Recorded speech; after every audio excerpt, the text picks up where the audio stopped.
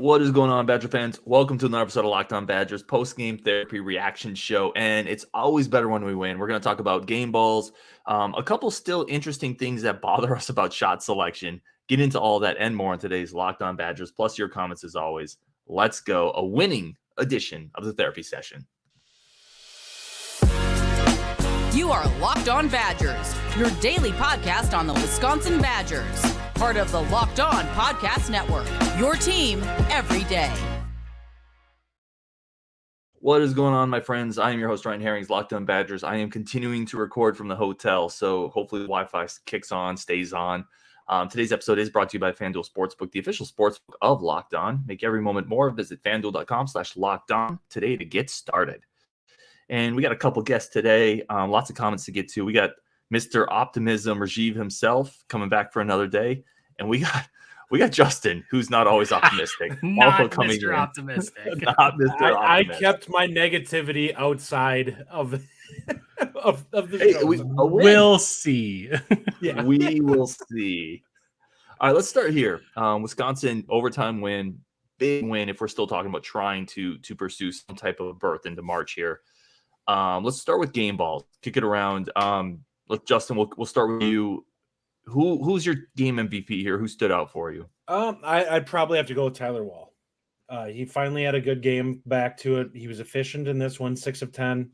He hit a couple of free throws. Now he missed a big one that could have stung us late, but listen, I will take him shooting 6 of 10 every time. I think that's what he should be, because most of the time the guys that are covering him, he's more athletic than. But it was good to see him back and make a lot of hustle plays and stuff like that. We need him to play this way if we're expecting this team to actually have a good remainder of the season. Agree on Tyler Wahl. That's what I was going to say too. I'm going to give an honorable mention, of course, to Connor Segian. I'm surprised Justin didn't say Connor Segian, but the one thing I'd say about Tyler Wahl, we've been seeing a lot of misses from Tyler Wahl, a lot of layup misses, and tonight I just felt like he looked like his old self just a little bit. You know, he was being a little bit more creative, being a little smarter down low. One extra pump fake. He wasn't just going up there and getting blocked. I thought that was really smart. He played really well. But yeah, 6 of 10, exactly what you want. Connor Segian, I mean, look, the guy's just, he's lights out, 6 of 9 tonight from the field, 4 of 7 from 3. He's amazing, and he's our best scorer. I also want to give a shout out for a game ball to Stephen Crowl too. I thought that, yes, he was in foul trouble a lot of the game. He was 5 for 5 from the field. Every single game that goes by, I feel like he gets stronger and stronger in the lane, and I really like seeing that. He came in late in the second half after he was sitting out for a while with his 3 fouls, and it's like he had more energy than anyone else on the floor. He caught the ball in the post, and he very, very quickly got that thing up in the air. And I really think that like his growth has really impressed me. So yeah, that's game ball still goes to Wahl. Honorable mention to Segian and Crowl. Yeah, we got a clean sweep because I'm going Wahl as well. The one point that you guys hit on a lot of the points here, he had 8 assists, right? Like, that's incredibly and a big impressive. one to Crowl late.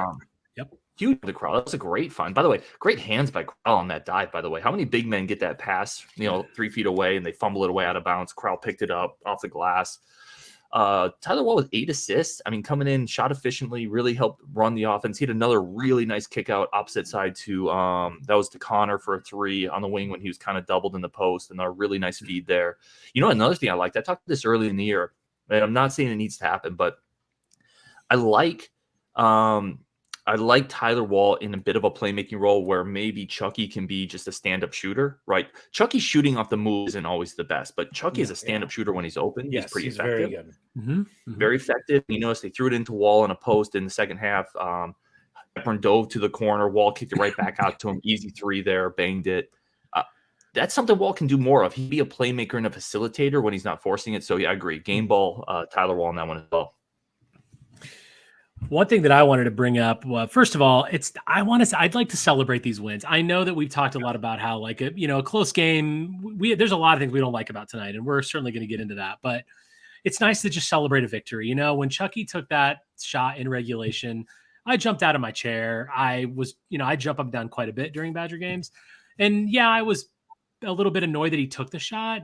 And I'm sure I'm sure Justin is really annoyed by it, but I feel like I want to celebrate that. So let's celebrate that, because look, this was an elimination game for the tournament. If we would have been 5-8 in conference, we're out.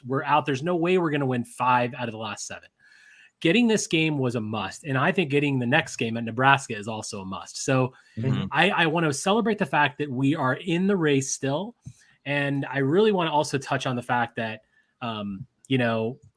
I've talked a little bit about intellect on the court and kind of game intelligence. And I feel like we struggle with that a little bit.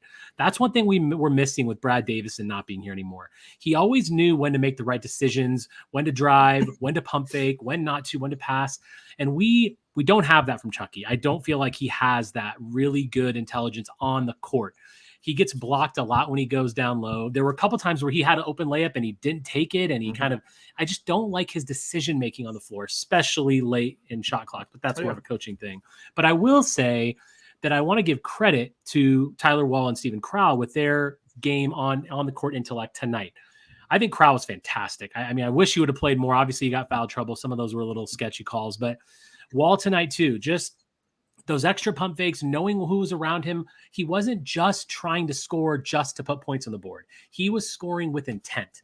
And that's why he's 6 of 10. That's why he's not shooting 30% of the field tonight. He's shooting 60%. So really good game by those guys. And yeah, there's a lot of things we don't like. Late game situations. I'll let Justin go into this, but let's celebrate the win. Let's understand the fact that, we're still in the hunt for a tournament. I fully believe that this was a must win, and these guys will all back me up. I said on a group chat today that this was a must win. Otherwise, I'm out on the tournament.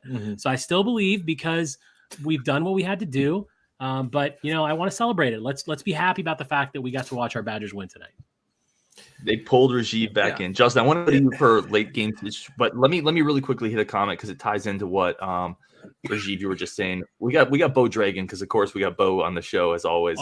Bo says we are playing the worst teams in the worst playing the worst teams in one of the worst conferences. They're all nail biters. That's acceptable? ?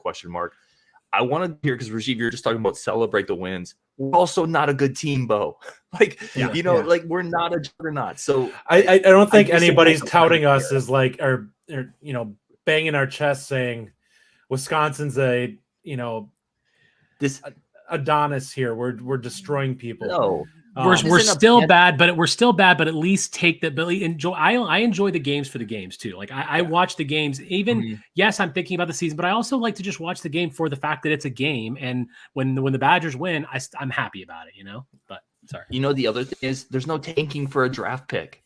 I win every game. I wish we could. If we could circumvent recruiting, I would gladly take that. I wish we could tank and get Wemby, right? Instead of the NBA draft, we get Wemby. But at the end of the day, a win is a win, and I'd much rather win than lose. So I'm going to be happy about that, even if it's against the dregs of the conference. Yeah, we definitely need it. I mean, we talked about what we thought about in our group chat, what games were wins. I actually had this one down for a loss, so I'll definitely take it. The thing that I kind of came back to during the game was watching it. I actually like Penn State's roster better. Like, I thought that they were, if you looked at them across the board, I was more impressed with what they had from a talent standpoint. And we gritted this one out. We ended up taking it away from them. And that's all due credit to us. My biggest issue that I had with this game was Connor took 9 shots. And Connor had 18 points on 9 shots. You have got to find a way to continue to give him more shots in this game, because he's far too efficient on the offensive end to only be getting him, not even getting to double-digit shots. Like, think of if he even loses a tick in efficiency and you get him to 15 shots, he's probably going to put up 20 plus. So my way of looking at it is we've got to find ways to get him the ball on offense where he can be productive, because we have too many negatives on the offensive end where it's just, it's not going to have a positive outcome. It is really perplexing, Justin. I completely agree with you. I don't really understand why we're not seeing changes in that regard. You would think that throughout the season, as he progresses and he continues to be the best scorer on the team, one of the best freshmen in the conference, I just feel like there'd be things drawn up for him. He'd be playing on the strong side a little more. He'd be more maybe involved in some pick and rolls, but he's just not. And I don't really understand where the disconnect is, because clearly as fans, and I think everyone watching the show right now would agree that Connor needs to just shoot more. Why isn't he? And I feel like Ryan, as a former basketball coach, you should answer that. Like, what do you think is happening, and what do you think? Why do you think it's not happening? Yeah, so I think there's probably a couple things, and it's certainly not fair for me to, without any of us really, without being in practice, to say this is why it's not happening. Part of it is he just doesn't handle the ball a lot, right? And if you don't handle the ball a lot, it's easier for the defense to kind of take you out. You can literally just stay on that guy, right? You're not. I don't think he's a confident ball handler at all. Well, but they don't put him in those positions either, right? So Hepburn's going to get more looks just because he has the ball in his hands 50% of the time. I don't actually know what the distribution is there, right? But as the clock is winding down, the other team is not going to help off of Connor at all, right? So if there's 8 seconds left, 7 seconds left, that's going to be Chucky's shot. And we see that a lot. How many threes today were 7-8 seconds left? So the type of offense we run, if Connor doesn't get an early look, it's invariably not going to go back to him. Now, I think that they could do things. I forget which one of you said it, involve him in more role. I don't think the wheels are going to fall off if you put him in more situations where he's handling the ball. I really don't. Right. And Justin, to your point, if he loses some efficiency, that's okay because he's still such a good shooter. Yeah. Like, I'm okay with that. He's hands down, far and away, are on a per shot basis the highest scoring guy. It's not close on the team. I will say this. I think part of the issue that we're seeing is on a good team, you'd normally see a guy like him get open looks based off the fact that there's other strong shooters on the court. And Wisconsin really doesn't have that balance. And I think that that's part of the problem. Like they realize that the biggest threat on the court from a scoring standpoint is Connor. And he's being treated as such. Now, the other teams will sometimes double in the post, but they're never doubling off of Connor. They're always keeping his man on him, and he continues to move. And yes, you can make him productive in terms of moving him, but it's not that easy to scheme a guy to have him constantly running off screens and to get actions like that and run offense that way. And where you see guys like him normally chew teams up is you have a good post guy who's going to draw that second defender off who you have to double. Or you have somebody else who's a really good shooter where the defense is just moving in general and he gets lost. And he's the biggest threat. That's the problem. Like I would be shocked if he's not number one on the scouting report of you cannot let him go off. Oh, he is. I'm almost guaranteed. And that's why he doesn't get as many open looks as he did. Like teams are not helping off of him, right? Like they're glued to him, and that makes it hard. And they're hedging hard on screens. So, and we run some actions for him too. We did it today off Gilmore, that 3 that he hit, but teams are scouting that out as well. It's just hard if you're not going to use him in any ball handling capacity and you don't have a really fluid offense. The other thing I'd say is point guard had 0 assists today, right? Like Chucky Hepburn has to do a better job of setting up teammates as well. If you're the lead guard, 0 assists, 3 turnovers. I agree with that for sure. That's a frustrating distribution game from your point guard, right? So we got to take a quick break though. That's something else that stood out to me as well. We're talking about Connor not getting shots. Well, if your point guard has no assists, that's part of the problem. For whatever it's worth. There's my phone, but beeps off right there. All right, let's take a quick break. We do have to talk about friends of the show. Then we're going to get back into try to get into a lot of your comments. I also have an interesting question to ping to all of you. We're going to talk about that next on Locked On Badgers. But first, our friends of the show today, as always, our new friends of the show. I've talked about a lot. FanDuel. It is the only app you're going to need for all your Super Bowl betting needs. And again, they're new to Locked On, but they're not new to everybody else. They are the number one sports book in America for a reason. Download the app, get ready for Super Bowl 57, and we're excited for it. And if you haven't used them before, it's great because you can get all the new features in your first look at them. They're incredible to use, easy to use, simple to get set up. The customer support is incredible. I've talked about some of the bets I'm on, right? I've got Dion taking the over 4.5 on that wins. I got Wisconsin plus 10,000 to win a natty. I would have won some good money if Brock Purdy and the Niners could have pulled through there, but it didn't happen. If you download now, you can get your first bet with a no-sweat first bet up to $3,000 back bonus bets if your first bet doesn't win. That's a ton of cash, $3,000 back in bonus bets if your first bet doesn't win. And you're able to bet on anything, money line, point spreads, who's going to score the first touchdown. So join FanDuel today at FanDuel.com/lockedon to claim your no-sweat first bet on Super Bowl 57. That's FanDuel.com/lockedon. Make every moment more with FanDuel, the official sportsbook partner of the NFL. All right, let's get back into this. And again, I apologize. This is a little discombobulated.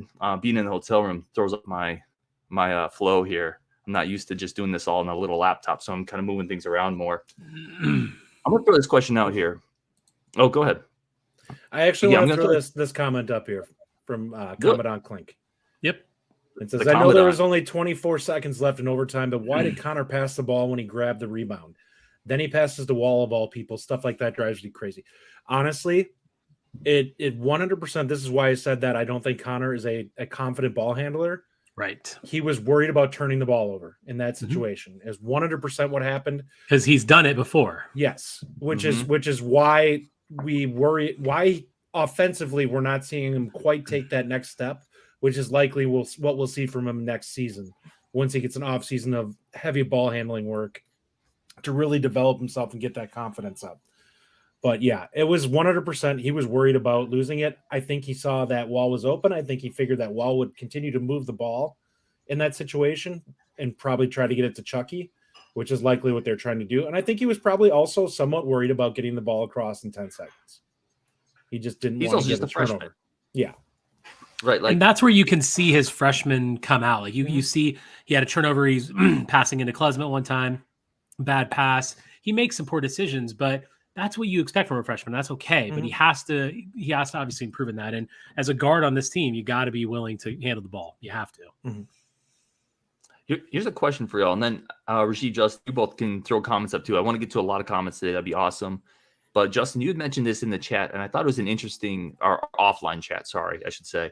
I thought it was an interesting question because I'm not sure if I agree. You mentioned Connor is our best player. I didn't know if that was just an in the moment comment. I think legitimately he is. He's by far our most consistent scorer. It's not close, and he's our most efficient scorer. Now, does he leave some things that you desire, or, that you don't love on the defensive side? Yes, 100%. He's at best an adequate defender. At worst, he's a problem on the court when he is on the wrong people. But he, by far, if you take him away and you put in just a normal freshman that we would normally see, somebody averages 6 points a game, Wisconsin is not a good team this year. We are, quite frankly, probably have a losing record right now if we don't have Connor in a lot of the games where he just bails us out. Every one of our star players has games fairly consistently where they don't show up. Chucky will have a game that he scores 20 and then have a game where he scores 5. Or, Wahl will have a game where he scores 8, but it's on like 4 of 13 shooting. Same kind of with Crowl. Connor doesn't typically give us those type of nights. He's consistently the guy who gets us 10 shots and he'll end up with 13 points or 14 points. He rebounds pretty well already as a freshman. He's pretty good at finding the easy pass when it's there. Like, he's not a guy that's I would call a playmaker yet, but I actually think he's pretty good as a passer at this point for a guy who is feeling his way out in college, his freshman year. But yeah, I think personally he is. I think the highest upside player in a game situation is by far Wahl. Like, good Wahl is better than any other player that we have. But I think that we're not seeing that consistently from any of the other guys. So I don't think Connor's our best player for a couple reasons. That's fair. I think this is an interesting discussion, though. Like, I like that you brought it up because I think that you can have different looks on this.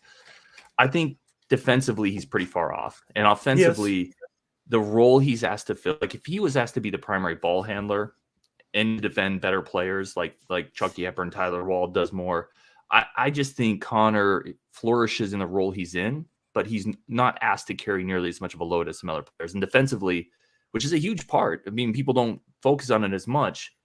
He has a long ways to go defensively. So I think from a shooting standpoint, he certainly is, but I certainly wouldn't, in my opinion, put him up in that realm yet, because I think there's a lot of gaps in his game that we don't see as much because other players are filling those gaps. I agree. I wouldn't put him up in there. I think he will eventually be, well, maybe, but he's always going to be, he's certainly the most efficient scorer that we have, and he probably will continue to do that for his entire career. He's very low usage for how much he scores. But I think Wahl is still our best player just because of everything he's asked to do, forced to do, the way he has to defend, the way he has to put the team on his back and find his own shot down low a lot. Chucky finds his own shot. He has to, and Tyler definitely does. But without Connor, God, what would our record Right. be? I mean, who even knows? So most important player this year, maybe most valuable this year, probably him, but not our best player. Yeah, I think it's an interesting one for sure.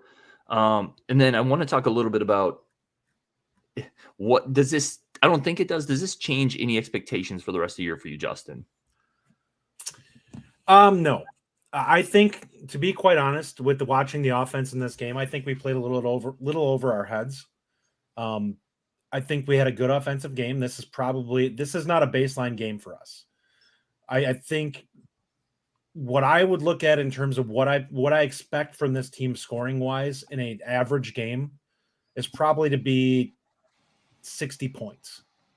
If we're lucky. If we're playing poorly, it's down in the 50s. Today we had a good game offensively. We played pretty well both halves.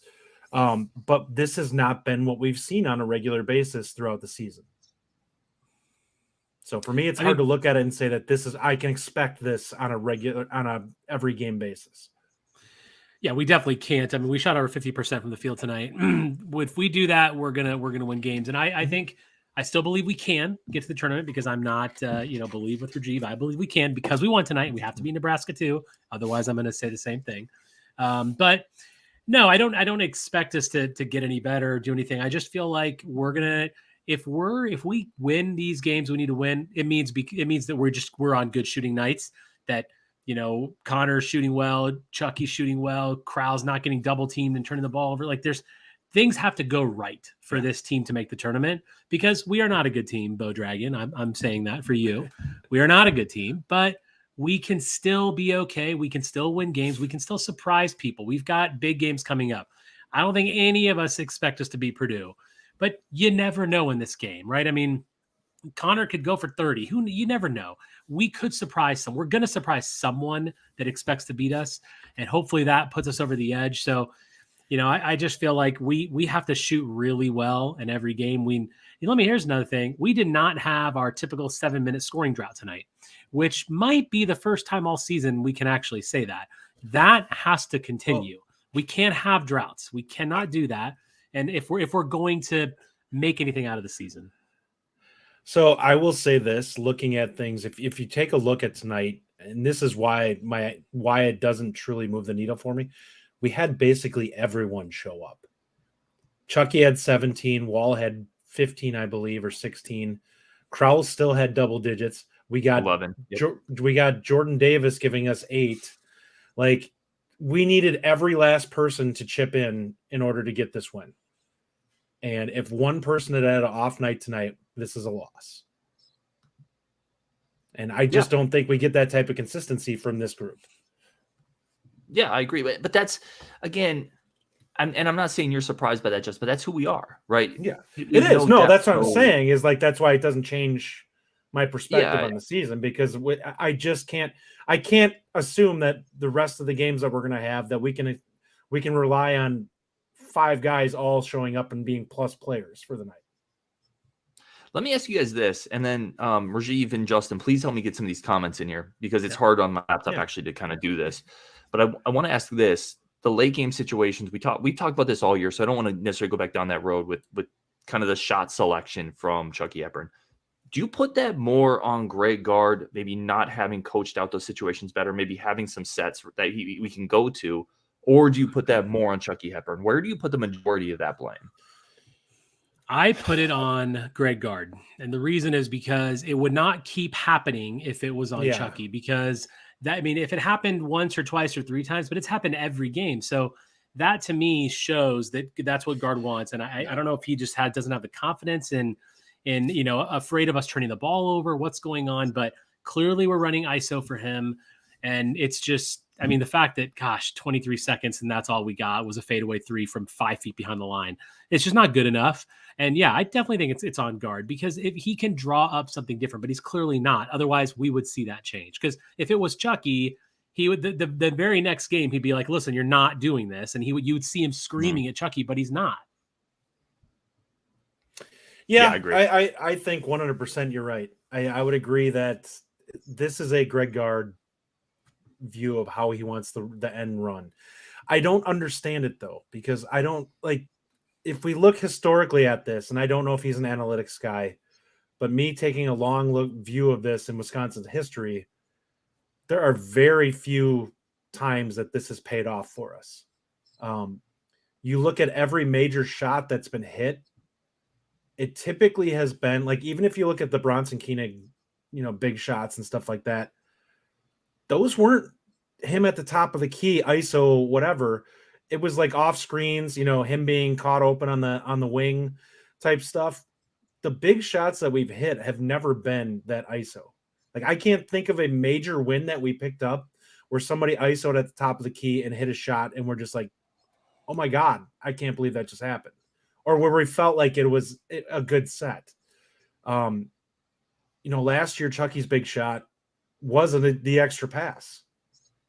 I believe it went to Johnny, didn't he? And kicked it over the wing where Chucky was. He banked it in at Purdue. Mm-hmm. So it's like, these are not, we are not an ISO team. We just don't have the players for it. Like, if you are Purdue last year with a top 5 player on your team who is an athletic freak, you can do those type of things. Wisconsin doesn't have a guy that you can look at. Johnny Davis, you could probably do it with some. Johnny Davis could break his man down and get past him and get into the mid-range if he really wanted it. But Chucky's not a guy that's going to be able to really get a great shot in those scenarios. And I'm not sure we have anybody that is. We don't. And that's the one thing where I'll go back and say, Greg Gard put the roster together. It's on him. But he also does have a great answer in those situations because of the roster that's put together. Like, it's not like he can say, oh, let's give the ball to Allen Iverson or something. There's nobody on the roster that can get an easy shot, which I think that means you have to set something up, though. Yes. You need to run a set, and if all else fails, then you can put up that shot still. But for the love of God, don't make that your first option. Like, you could what if you get a cut and somebody breaks or hedges hard on Connor and he breaks down the lane and ends up getting a layup? Like, I mean, there's things that could happen there because people are going to come hard on him on the perimeter. If you're going to run a set for him, there's going to be chances for him to get an easy layup here and there because guys are trying way too hard to keep him off the 3-point line. I also want to just add one thing. We haven't really talked about him tonight. I thought Max Klesmit deserves a little credit for what happened tonight. He played really well. He's such a scrappy guy. There were a couple comments about him too. I wanted to bring, exactly. I mean, he's not afraid to drive. He's not afraid to take the big shot. And boy, he's very strong defensively. And things that don't show up on the stat sheet are what he brings. And we saw when we were missing Wall, we lost 3 games. We were missing Max, we lost a couple more. And it really is important to have him in there. It just shows that without our starting 5, we're not winning games. We are not winning games without that starting 5. Yeah. But I really think he's been a really good addition to the team. It's not someone that we talk about a lot on the show because he doesn't have the numbers. He's not Connor. He's not one of the big guys that we've had for a while, but he deserves a lot of credit for the fact that we have 6 Big Ten wins. And, he's played a big part in each and every one of those. Yeah. So credit to him. I agree with that. I'm sorry. Go ahead, Ryan. I was just going to read the comment because, again, people on the pod aren't seeing that. Yeah. Don't Badger Me says, how about Max's layup tonight, guys? One of the biggest shots of the year. Talking about that left hand kind of scoop layup. Huge shot. Absolutely huge shot. I have really liked Klesmit as a player. I think he's a little miscast as a starting guard on this team, especially with our current makeup as a team. Like, we would like somebody that's more aggressive scoring wise in this starting 5. I think in the best set for him would be probably a 6 or 7 guy who is playing a pretty decent fair amount, which you're looking at probably 15, 20 minutes off the bench. He needs to shoot more, though. Honest to goodness. He definitely does. The ball swung he passes up a lot of shots. And drive more. And drive, shoot. He needs to be more aggressive offensively. He actually does pretty well going to the rim. Yeah, he does. Jeff Olson says Klesmit been more aggressive since came back from injury. I agree. Since he came back from injury, he's been a better player. And I feel like speaking of injuries, I'm hoping that some of the issues that we've seen with Tyler Wahl recently were injury related, and maybe now we're going to start to see him because I really think tonight was a big step forward for him. Mm-hmm. If he continues to kind of be more like himself and Klesmit's back playing the way he is, I think that would be just really, really big for us. Thomas, that's someone else about that. Yeah, I was just going to really quickly say, Ryan Arnold, update on this. Are we in the tournament or no? Let's go around really quickly. I still say no. I'm going to say no because looking at the remaining schedule, it gets really hard The remaining schedule is very difficult. I'm gonna say yes. If we beat Nebraska, we have to beat Nebraska. We have to beat Nebraska because if we don't beat the teams at the bottom, we're not going to beat the teams at the top. So we have a road game against Nebraska. If we win that game, yeah, I still think we're going to get in there. I really, really do. I know you guys are going to go crazy on me, but I do. I don't think that's actually crazy. Like I'm not as far off of that. I'm just saying if I had to put my house on it or put something substantial on it, I would say no. But I don't think that's a crazy assertion. If we look at the remaining games that are left, I just look at them and it's really hard for me to look at a game where I'm like, I feel confident in them pulling this one out. Like with Nebraska, of the remaining games, Nebraska and probably Minnesota are the only two that I feel confident are wins. Every other team offensively scares me a lot more than what we've been doing so far. And because of that, there's always going to be the risk that if a team is playing well offensively, that we just won't be able to keep up. But we still are a good enough defensive team that we're going to keep games close. We've kept basically every game close except the Indiana debacle. And I mean, and maybe another one. I don't know. Illinois, but that was the second half thing. But I mean, for the most part, we're in every game and we're probably going to be in every game. So I feel like Michigan at home, like I feel like we can steal something that we're not really expected to win. I put this comment up here. Thomas Miller says, thought the biggest thing was while playing under control tonight. I really like this. I just want to, sorry to interrupt, Justin. I know you're about to say something, but I just feel like he really did play under control tonight. Like the way he played in the lane looked different than any other game since prior to his injury. So that's something to keep in mind as we go forward. I would say, we're getting comments here from Bo Dragon. They will win one against Michigan. I don't know if I agree with that. I think Michigan is actually rounding into shape right now. They dropped 93 on Nebraska tonight. So how much are you basing that on just tonight's game, though? No, I'm not basing it on just tonight's game. They ran. I'm trying to remember who they played last week. They blew somebody out. I think it was Penn State. They took out by like 20. They did last week too. And the way I'm looking at this is Dickinson's gonna be a problem for us. Like, I don't like that Crowl matchup with him. I think he can absolutely chew him up. He's a better version of Crowl. And that's kind of where the problem is. He shoots better from the perimeter and he's more skilled in the post. And that scares me because their guards and perimeter guys are more athletic too. So they're going to be able to come downhill just kind of like Penn State did tonight and attack the rim. And that scares me a little bit. Yeah, I do think with Rajiv's point, it's this team fully healthy, and I think we're starting to get Wahl back, has been in every game for the most part. And there's something to be said about that. I think we do got to wrap this one up a little bit. Guys, I see my Wi-Fi, by the way, part of the reason is I see my Wi-Fi meter saying low signal. I just don't want to lose it all. Any last comments on this? We talked about MVP. We talked about the late game stuff. We talked about Wahl getting healthy, the improvement of Crowl. There was a comment in here about, are y'all at all concerned about somebody poaching Connor Segan? Is that even in your brain, or is that something that you're just putting off to the offseason? Honestly, it scares me to death. And this has nothing to do with me bashing the program. Connor would look really good on a team that's got a top 10 type roster, as a guy that you can just put out there as your fifth starter, who's just absolutely going to drain threes.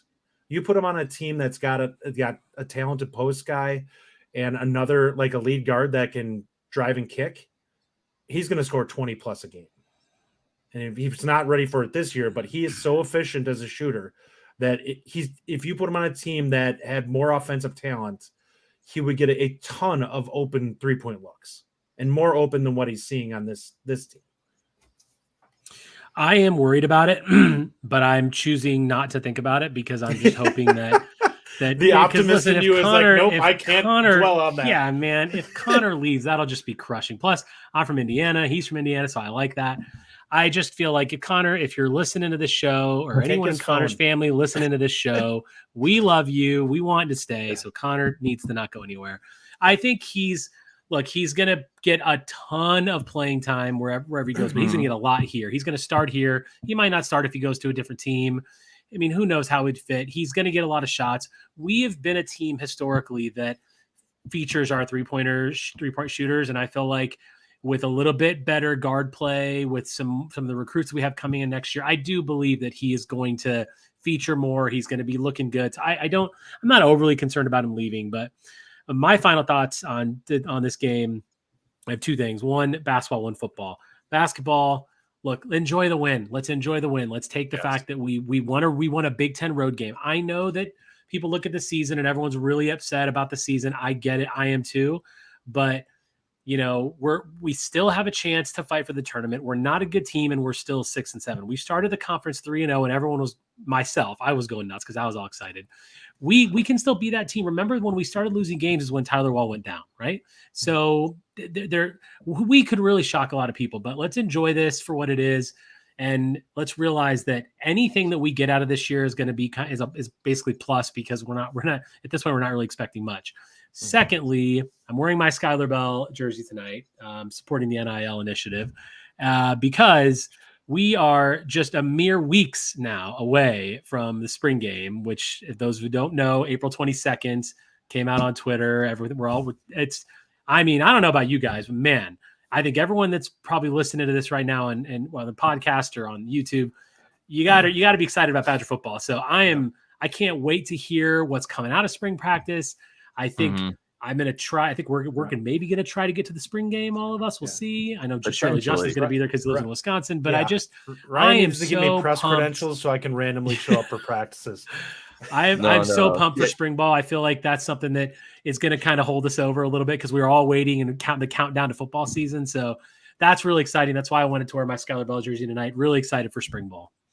Rajiv, it looks good on you too. That was your boy all of last year. We talked about it. You love you some Sky.